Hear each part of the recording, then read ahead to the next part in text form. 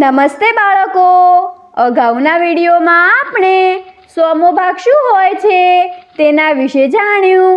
આ વિડીયોમાં આપણે કેટલાક રસપ્રદ ઉદાહરણો દ્વારા આના વિશે થોડું વધુ જાણીશું.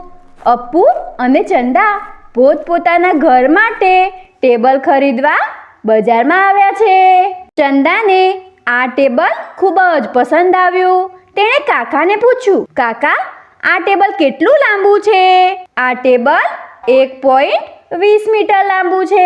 કાકાએ ચંદાને કહ્યું, આ કેટલા મીટર થયું કાકા? હું કંઈ સમજી ના શકી. ચંદા વિચારમાં પડી ગઈ. ચંદા બેટા, હું તને સમજાવું છું. જણાવ તો, 1 મીટર કેટલા સેન્ટીમીટરના બરાબર હોય છે? 100 સેન્ટીમીટરના. એકદમ સાચું. આનો મતલબ 1 સેન્ટીમીટર 1 મીટરનો 100મો ભાગ છે.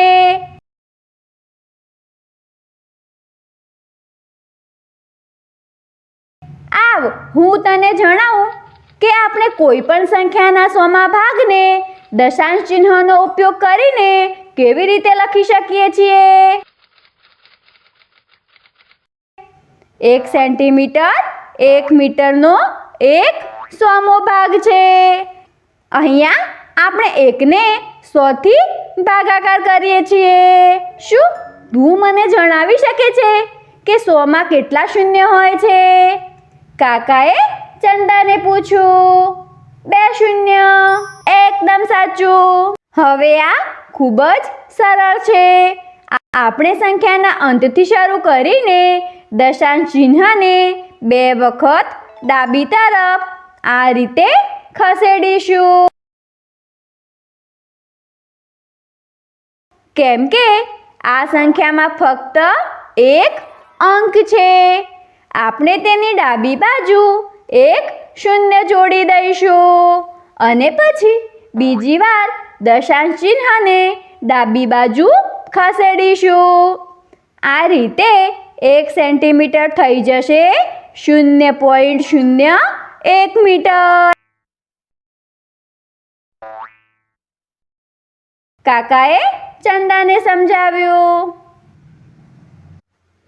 હવે હું સમજી ગઈ કાકા.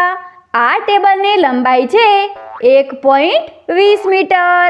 દશાંશ ચિહ્ન પછી 20 અથવા 1 મીટરનો 20/100મો ભાગ છે.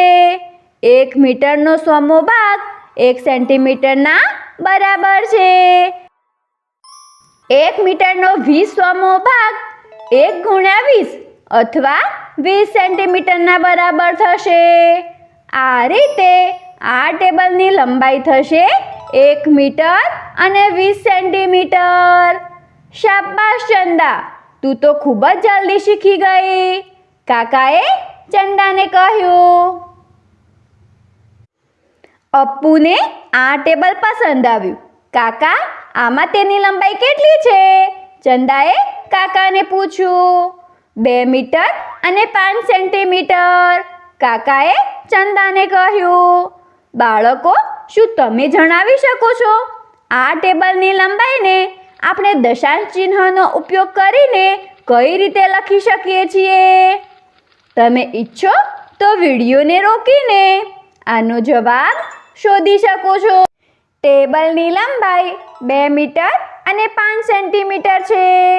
5 સેન્ટીમીટર 1 મીટરનો 5/100મો ભાગ છે. બીજા શબ્દમાં આપણે 5ને 100 થી ભાગાકાર કરી રહ્યા છીએ. આને દશાંશ ચિહ્નનો ઉપયોગ કરીને લખવા માટે આપણે કાકાએ શીખેલી પ્રક્રિયાની રીતે પહેલા 5ના અંતથી શરૂ કરીને દશાંશ ચિહ્નને પહેલા 1 વખત ડાબી બાજુ ખસેડીશું. કેમ કે 5 ફક્ત 1 અંકથી બનેલો છે. આપણે 5ની ડાબી બાજુ 1 શૂન્ય ઉમેરીને એકવાર ફરીથી દશાંશ ચિહ્નને ડાબી બાજુ ખસેડીશું. આ રીતે 5 સેન્ટીમીટર થઈ ગયા 0.05 મીટર. આમાં હવે આપણે આને 2 મીટરની સાથે ઉમેરી દઈએ તો ટેબલની લંબાઈ થશે 2.05 મીટર. ચંદા અને અપ્પુએ પોતપોતાના ટેબલ ખરીદી લીધા અને ખુશી ખુશી પોતાના ઘરે જવા નીકળી ગયા. બાળકો, આ વિડીયોમાં આપણે થોડા રસપ્રદ ઉદાહરણો દ્વારા 100મો ભાગ શું હોય છે તેના વિશે જાણ્યું. આગળના વિડીયોમાં આને સંબંધિત થોડી ગેરસમજને જોઈશું.